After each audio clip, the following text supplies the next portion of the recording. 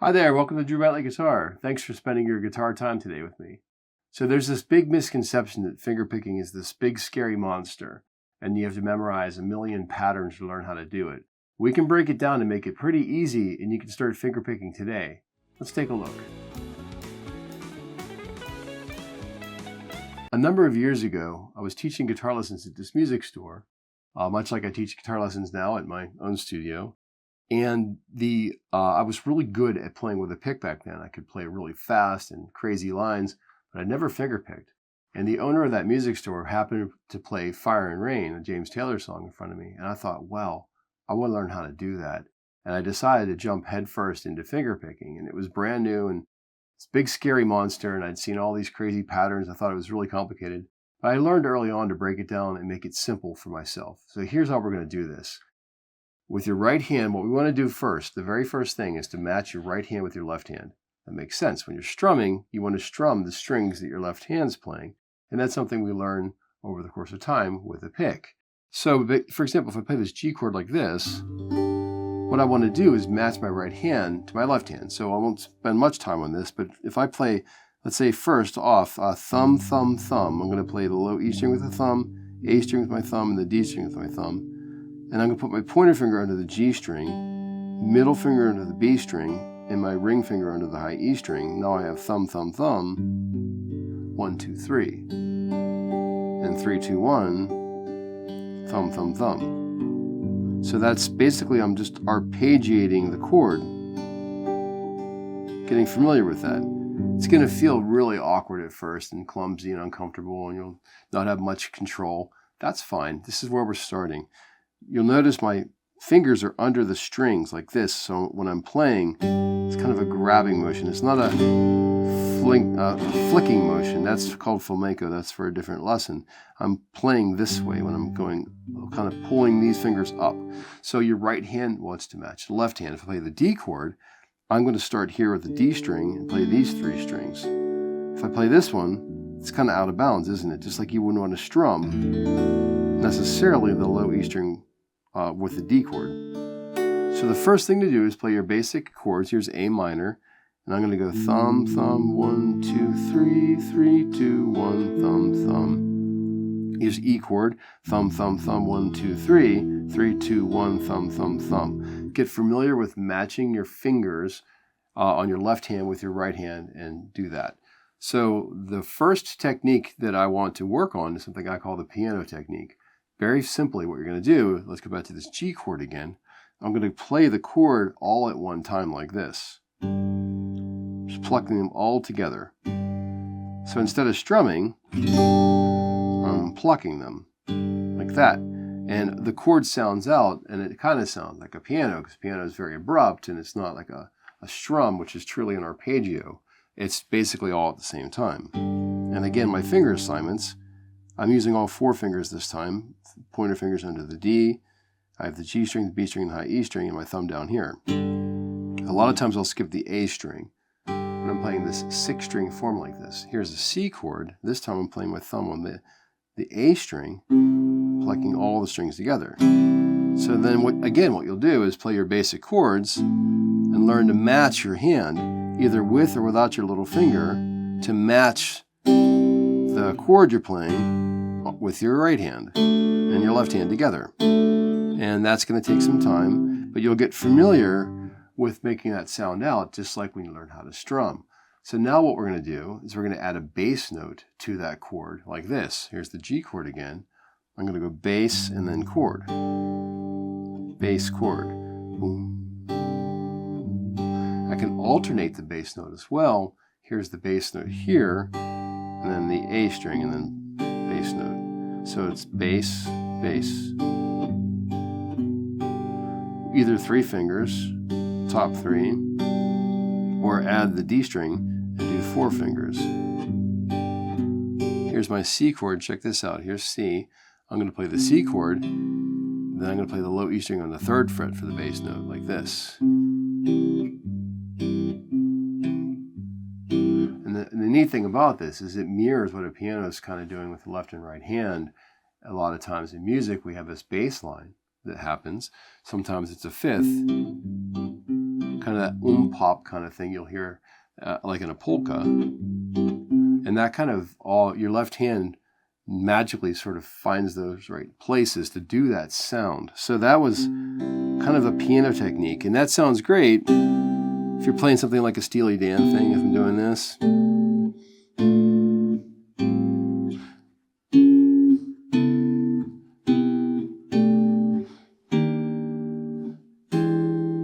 Versus strumming, that sounds a lot better in that situation.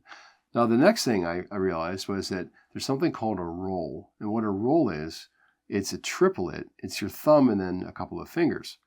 You can do a reverse roll, which is when you're bringing the roll back towards your face, or a forward roll, which whenever it goes towards the floor. So, for example, if I go back to, let's say, a C chord here, I'm going to play my thumb, and I'm going to roll my fingers. So it's thumb, finger, finger. My middle finger's on the B string, pointer finger's on the G string, and it's tripala, tripala, tripala. Okay, and I can also alternate the bass note on that.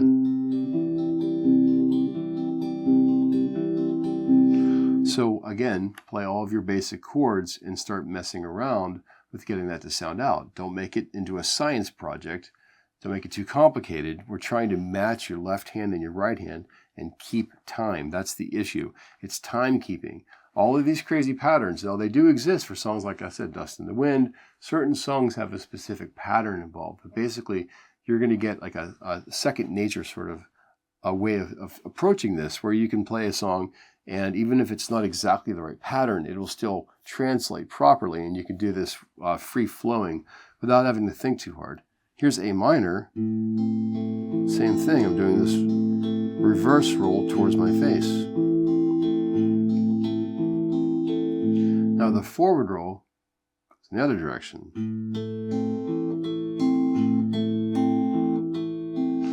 Now it stands to say that you could play with any finger combination you wanted to, and that's kind of a fun exercise just to get your hands moving. Let's say I want to try my third, my fourth fingers. Okay, these are really hard to move independently. Just try that, and then eventually you get faster at it. Now while you're doing this, you want to make sure you try to keep an even amount of pressure on the strings so your bass notes aren't way too loud, the treble notes aren't loud enough. Kind of keep everything in an even keel if you can. As far as the fingernail length goes, I keep my fingernails sort of in the middle. When the fingernails are too long, I find like I get stuck, maybe. And if they're too long, I can't feel the strings with my fingertips. But if they're too short, it doesn't have enough of a bite to it. The tone is a little too round, so I try to find a happy medium with the fingernail length. You'll kind of figure that out as you go. Fingernails for guitar players are really important on both hands. Now the next technique is going to be a thumb finger thing. So instead of being thumb finger finger, we're going to go thumb finger. And this is an 8th note or 16th note. So here's my C chord. I'm going to go like alternating. If you alternate the bass note, A string, B string, D string, G string.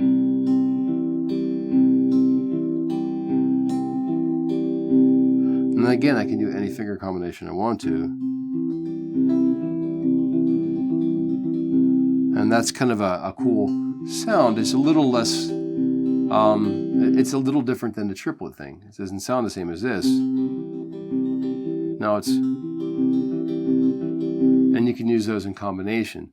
So a lot of times, like for Dust in the Wind, you'll see that I'm going outsides and insides. So I kind of take the same idea with this thing, and I'm going to the outsides and the insides. Again, any finger will work when you're doing this. So you're getting a pattern together now, sort of, right? And if you count that, if I go 1E into 2E into 3E into 4E into, or as 8th notes, 1 and 2 and 3 and 4 and 1 and 2 and 3 and 4 and 1 and 2 and 3 and 4 and 1 and 2 and 3 and 4 and 1. I'm starting to keep time now. I'm not really worried about whether I'm playing a specific song. It doesn't matter, because you'll find that you can make your fingerpicking sound right for a lot of different types of songs. And then whatever the official pattern is for the song, you'll be doing something like it. And then you can make a slight adjustment and find that pattern by your ear. without even really having to look it up. It's pretty neat. So now all this stuff is great, but now if I want to add a pick to it, which is called hybrid picking, the same stuff will apply. However, I've now lost this finger, like I was saying, that it's occupied by the pick. So now the little finger becomes more important. So I want to include that as well. So if I'm playing piano technique, I'm playing with the pick and my fingers. And now that's cool because it has a different sound to it. So on Daydreams, when I go,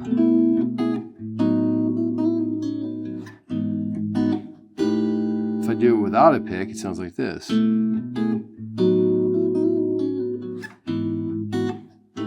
It's a different sound, so the pick makes it a little crisper. The bass is not quite as fat, so that's something you decide when you're playing.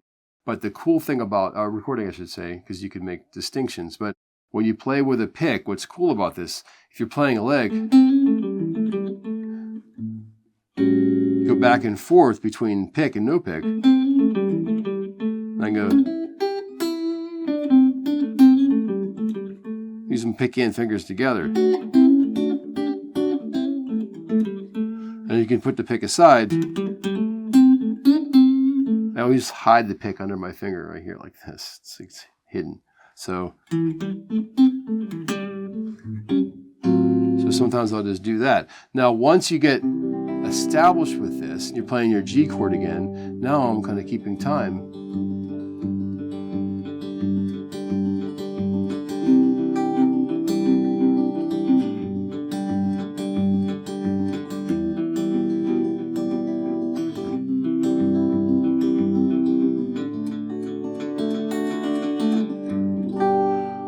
Become very comfortable for you to do that. Now there's a great number of different techniques you could eventually learn, like tremolo picking.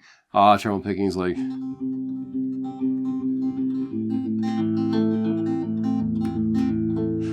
and every time I learn a new technique, it takes me like 6 months to get good at it. I will say that a banjo's a little different. If you want to practice this, the thumb actually is going to move for the melody. Check it out. Play the C chord.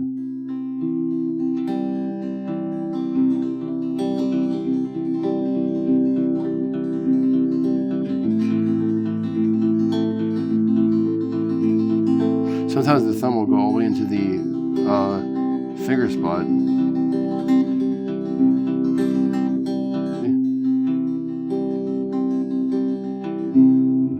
So finger picking is really great once you get flowing with it.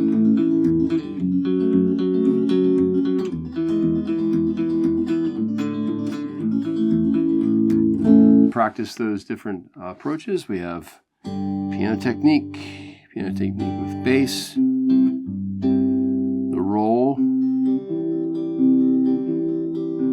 forward or reverse, or you can also do thumb finger, back and forth,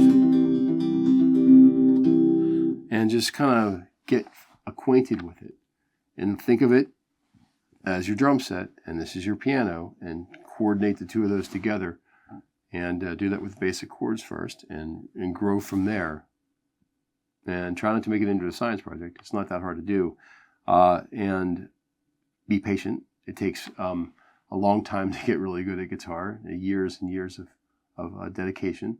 So just be patient and enjoy the process and have fun playing your guitar, and give it a couple seasons. Every time I introduce a new technique, it takes me a couple of seasons actually to get good at the technique. And so I just very slowly work towards the goal of doing something new and implementing that into my thing. And over the course of years, you'll find that you're doing things you never thought you could possibly do before. Thanks for spending your guitar time with me today. Enjoy fingerpicking. If you haven't subscribed to the channel already, please do so. I post lesson videos all the time. And if you have any comments or questions, you can leave those in the comment section. I'd love to hear from you. Good luck with fingerpicking. Have fun doing it, and I'll catch you at the next lesson.